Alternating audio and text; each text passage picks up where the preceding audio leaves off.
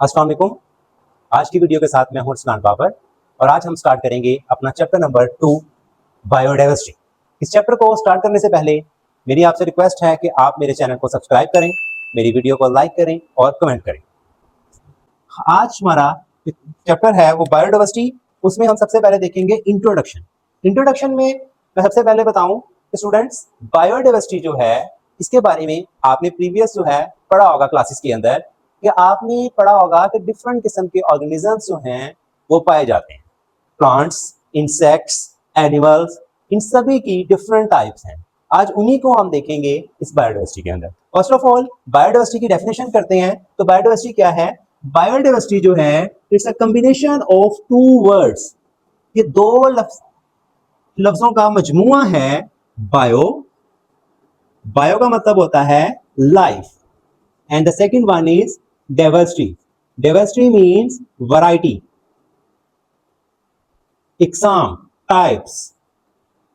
So biodiversity की जो basic definition बनती है वो बनती है numbers and variety of organism in a particular area, यानी कि एक खास एरिया के अंदर जो ऑर्गेनिजम्स पाए जाते हैं उनकी इकसाम को हम क्या कहते हैं? बायोडाइवर्सिटी कहते हैं। पॉइंट क्लियर हो गया? अब क्वेश्चन ये जनरेट होता है, how we can measure biodiversity. तो बायोडाइवर्सिटी को मेजर करने के दो तरीके हैं। फर्स्ट, पहला जो है उसमें हम देखते हैं numbers of organisms in an area, यानी एक एरिया के अंदर जो ऑर्गेनिजम्स हैं उनके नंबर्स। सेकेंड नंबर पर देखें variation in the kind of organisms, तो उनके अंदर वेरिएशंस क्या हैं, कितने किस्म के हैं, क्या क्या वेरिएशंस आई हैं, उन ऑर्गेनिज्म में एक दूसरे से क्या तब्दीलियां हैं, इन सभी को हम इसके अंदर डिस्कस करते हैं। अब देखिएगा, मैंने आपसे पहले ही बताया था कि इन आपको स्टडी के साथ साथ मैं नोट्स भी प्रोवाइड करूंगा। तो अगर किसी को मेरे नोट्स रिक्वायर्ड हैं तो डिस्क्रिप्शन में और नीचे दिए गए नंबर पर राब्ता कर सकता है। मैं आपको पीडीएफ फॉर्म में वो नोट्स जो है वो शेयर कर दूंगा। इसी तरह एक क्वेश्चन बनता है इसी टॉपिक के अंदर कि फैक्टर्स अफेक्टिंग द बायोडाइवर्सिटी, वो कौन से फैक्टर्स हैं जो बायोडाइवर्सिटी को इफेक्ट करते हैं। तो बेटा इनमें देखिएगा क्लाइमेट और एल्टीट्यूड, ये दो फैक्टर्स हैं जो कि बेसिकली इफेक्ट करते हैं बायोडाइवर्सिटी को। इसके अलावा अगर कोई और फैक्टर है तो मुझे कमेंट बॉक्स में लाजमन बताइएगा।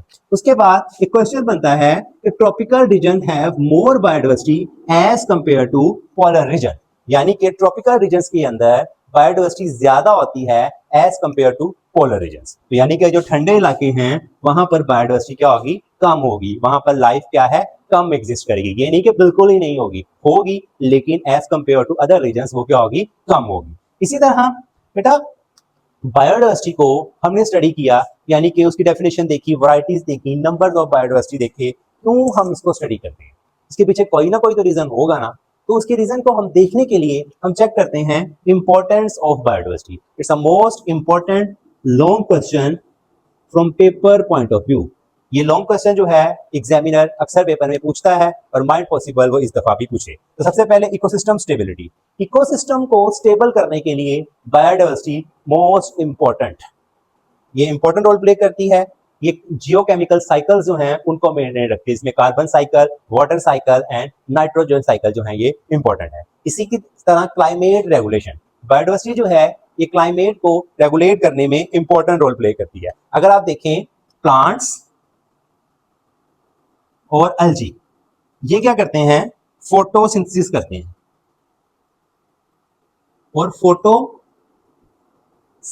के रिजल्ट में ये एब्जॉर्ब करते हैं कार्बन डाइऑक्साइड को, यानी कि क्लाइमेट को रेगुलेट करेंगे, कार्बन डाइऑक्साइड को क्या करेंगे? एब्जॉर्ब करेंगे, जिससे क्लाइमेट क्या हो जाएगा? रेगुलेट हो जाएगा। थर्ड नंबर पर देखिएगा नेचुरल रिसोर्सेज। नेचुरल रिसोर्सेज के अंदर देखिएगा प्लांट से हम टिम्बर लेते हैं और उसके अलावा मेडिसिन में इसका यूज है, और उसके अलावा देखा जाए एग्रीकल्चर के अंदर मोस्ट इंपॉर्टेंट रोल प्ले करती है बायोडाइवर्सिटी। और उसके अलावा बायोडाइवर्सिटी से हम बिल्डिंग मटेरियल भी लेते हैं। बिल्डिंग मटेरियल जो है वो भी हम बायोडाइवर्सिटी से हासिल करते हैं। अगर देखा जाए इकोनॉमिक बेनिफिट्स, तो बायोडाइवर्सिटी से हम बहुत से इकोनॉमिक बेनिफिट्स भी लेते हैं। इकोनॉमिक बेनिफिट्स में एक मैंने लिखा हुआ है फार्मास्यूटिक्स इंडस्ट्री। जो फार्मास्यूटिकल इंडस्ट्री है उसका सारा रिलाई करती है बायोडाइवर्सिटी के ऊपर। और इसी तरह आप लोग देखें हमारी एग्रीकल्चर ये हमें इकोनॉमिक पॉइंट ऑफ व्यू से बेनिफिट्स देती है। और इसी तरह आप देखें हमारी बहुत सी इंडस्ट्रीज ये सारी की सारी बायोडाइवर्सिटी के ऊपर रिलाई करती हैं। तो बेटा ये था आज का टॉपिक, जिसमें हमने पढ़ा कि बायोडाइवर्सिटी हमारे लिए मोस्ट इंपॉर्टेंट है। और इसमें अगर कोई क्वेश्चन है तो आप नीचे कमेंट में मुझसे पूछ सकते हैं। और इसके अलावा अगर आप चाहते हैं कि कोई आपको टॉपिक पढ़ाया जाए, उसकी वीडियो पहले बनाई जाए, तो आप मुझे कमेंट बॉक्स में बताएं ताकि मैं उस पर वीडियो बना सकें। तो फिर कहूँगा कि आप जाने से पहले मेरा चैनल जो है सब्सक्राइब करें। Thank you so much. अल्लाह हाफिज़।